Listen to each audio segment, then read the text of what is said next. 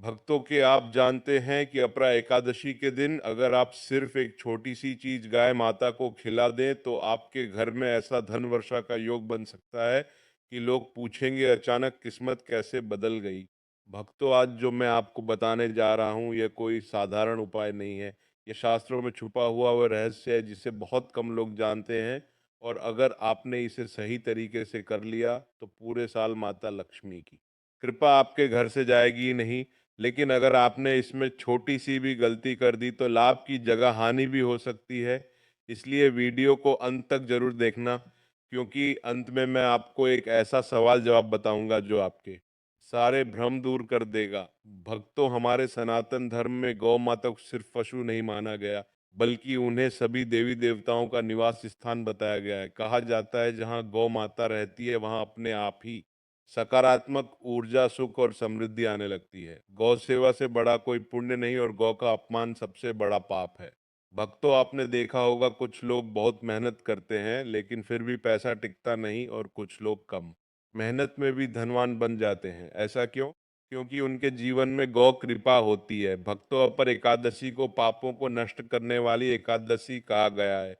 इस दिन किए गए छोटे छोटे उपाय भी बहुत बड़े फल देते हैं, लेकिन आज मैं जो उपाय बता रहा हूँ वह साधारण नहीं बल्कि सीधा लक्ष्मी प्राप्ति से जुड़ा हुआ है। अपरा एकादशी के दिन सुबह स्नान करने के बाद शुद्ध मन से यह संकल्प ले, मैं गौ माता को अर्पण कर रहा हूँ, मेरे घर में सुख समृद्धि आए। और फिर गौ माता को केले प्लस गुड़ का मिश्रण या सिर्फ गुड़ खिलाएं। गुड़ को मिठास और समृद्धि का प्रतीक माना गया है। अगर आप अपरा एकादशी के दिन गौ माता को गुड़ खिलाते तो ये संकेत होता है मेरे जीवन में भी मिठास और धन का आगमन हो। कैसे खिलाएं? अपने हाथ से खिलाएं, थोड़ा थोड़ा करके खिलाएं और मैं प्रार्थना करें, ने गौ माता मेरे घर में धन की कमी कभी ना हो। भक्तों, केला वृद्धि और वृद्धि का प्रतीक है। जब आप गौ माता को केला खिलाते हैं तो यह सिर्फ फल नहीं होता, यह आपके जीवन में धन वृद्धि का संकेत होता है। ध्यान रखें, कच्चा नहीं पका हुआ केला दें, साफ सुथरा होना चाहिए। हरा चारा या हरी घास, भक्तों हरा चारा स्थिरता का प्रतीक है। अगर आप चाहते हैं कि पैसा सिर्फ आए नहीं बल्कि टिके भी, तो अपना एकादशी के दिन गौ माता को हरा चारा या हरी घास जरूर खिलाएं। इसका प्रभाव घर में स्थायी सुख, खर्च पर नियंत्रण, बचत बढ़ना। भक्तों, अन्न ही धन है। अगर आप गौ माता को रोटी या आटे का लोई खिलाते हैं तो यह संकेत देता है मेरे घर में अन्न धन कभी कम ना हो। खास तरीका, रोटी में थोड़ा सा गुड़ रख कर खिलाएं, यह सबसे शक्तिशाली संयोजन माना जाता है। इन चारों में से आप एक भी चीज खिला सकते हैं या सब भी खिला सकते हैं, लेकिन सबसे जरूरी है भाव और श्रद्धा। अगर भाव नहीं तो कोई भी चीज काम नहीं करेगी। भक्तों, बहुत लोग सोचते हैं हमने खिला दिया अब फल मिलना चाहिए, लेकिन यह कोई सौदा नहीं है, यह श्रद्धा और ऊर्जा का आदान प्रदान है। जब आप प्रेम से गौ माता को खिलाते हैं तो वह सिर्फ भोजन नहीं लेती, वह आपको आशीर्वाद देती है जो सीधे आपके भाग्य को प्रभावित करता है। परंतु भक्तों, कभी भी बासी या खराब खाना गौ माता को मत देना, यह सेवा नहीं अपमान माना जाता है और इससे लाभ की जगह हानि हो सकती है। आपने समझ लिया क्या खिलाना है, कैसे खिलाना है, लेकिन अब जो बात समझनी है वह इससे भी ज्यादा गहरी है, क्योंकि सिर्फ सेवा करने से ही फल नहीं मिलता बल्कि कर्मों का साथ साथ चलता है।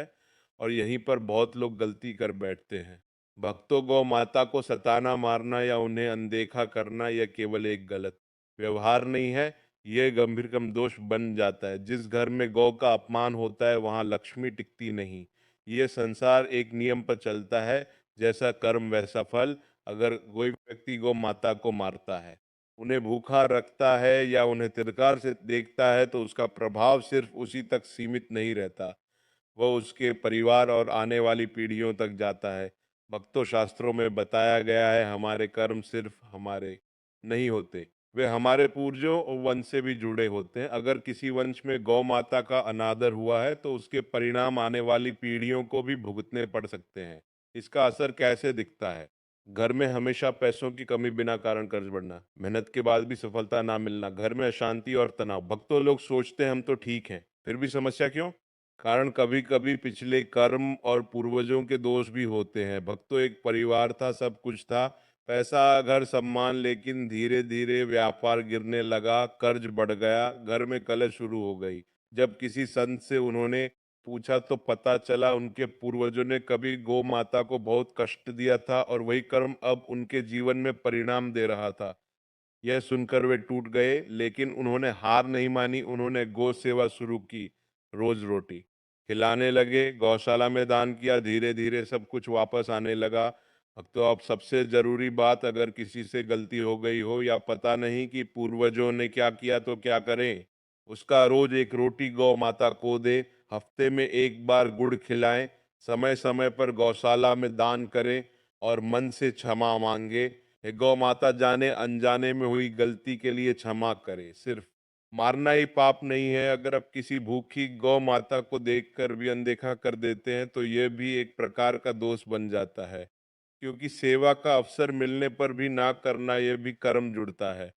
सवाल, अगर हमने कभी जानबूझकर कुछ नहीं किया तो भी दोष होगा। जवाब, अगर आपके हाथ से नहीं हुआ तो दोष कम होता है, लेकिन वंश और कर्म का प्रभाव फिर भी आ सकता है। इसीलिए सेवा करके उसे संतुलित करना जरूरी है। अब क्या गौ सेवा से सच में दोष खत्म हो सकता है?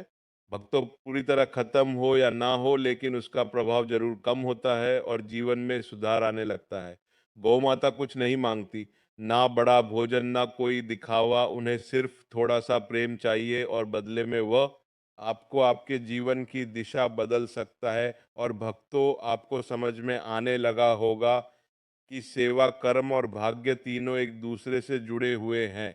लेकिन अब जो बात सामने आने वाली है वह इससे भी ज्यादा गुप्त है, क्योंकि अब बात सिर्फ कर्म या सेवा की नहीं बल्कि संकेतों की है। हाँ भक्तों, ऐसे संकेत जो ये बताते हैं कि माता लक्ष्मी आपके घर में प्रवेश करने वाली है या नहीं। और बहुत कम लोग इन संकेतों को पहचान पाते हैं। अब मन को पूरी तरह शांत कर लीजिए, क्योंकि आगे जो समझ में आने वाला है वह सीधे आपके जीवन की दिशा तय कर सकता है। भक्तों, अब तक आपने समझ लिया सेवा क्या है, क्या खिलाना है, कर्म और उसका फल कैसे काम करता है। लेकिन अब जो समझना है वो और भी गहरा है, क्योंकि गौ माता से मिलने वाला आशीर्वाद सिर्फ से सही नहीं, बल्कि उनके पूरे पालन पोषण और सम्मान से मिलता है। शास्त्रों में गौ माता के दूध को अमृत कहा गया है, क्योंकि यह केवल शरीर को ही नहीं बल्कि मन और बुद्धि को भी शुद्ध करता है। प्रेमानंद जी महाराज कहते हैं, जहाँ गौ का दूध आदर से उपयोग होता है वहाँ दरिद्रता टिक नहीं सकती, घर में शुद्धता आती है, सकारें लेने की क्षमता सुधरती है। और भक्तों, सही निर्णय ही धन का सबसे बड़ा कारण होता है। भक्तों, गौ माता का दही और घी सीधे माता का लक्ष्मी से जुड़ा हुआ माना गया है। अगर आपके घर में नियमित रूप से दही जमता है, घी का उपयोग होता है, यह संकेत होता है यह घर संपन्नता की ओर बढ़ रहा है।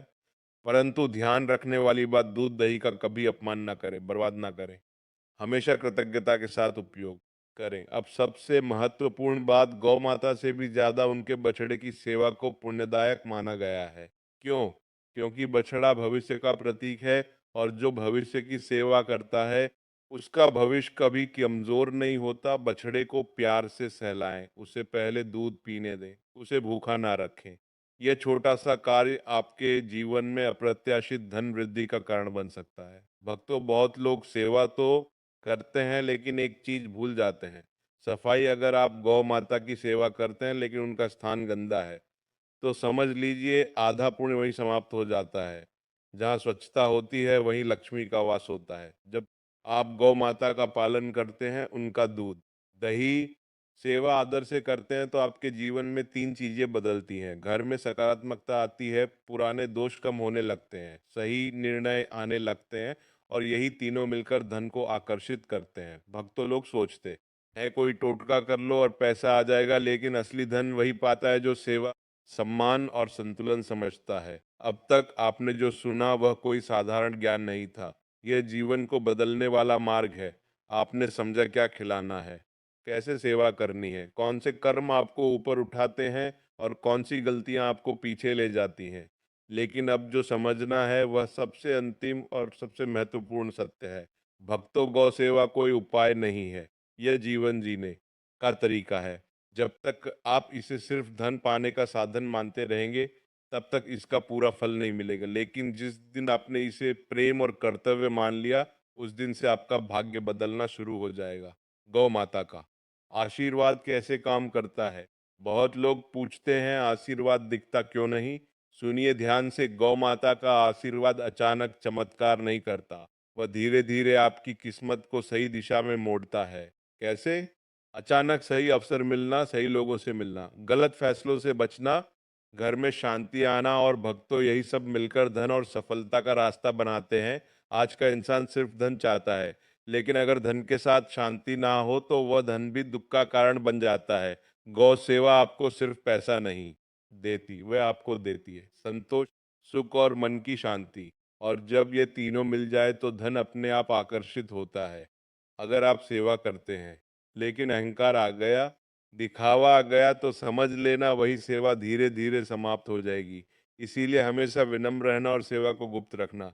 दिल को छू लेने वाला सत्य, जब गौ माता आपको देखती है तो वह यह नहीं देखती आपके पास कितना धन है, वह देखती है आपके दिल में कितना प्रेम है, और उसी प्रेम के आधार पर वह आपको आशीर्वाद देती है।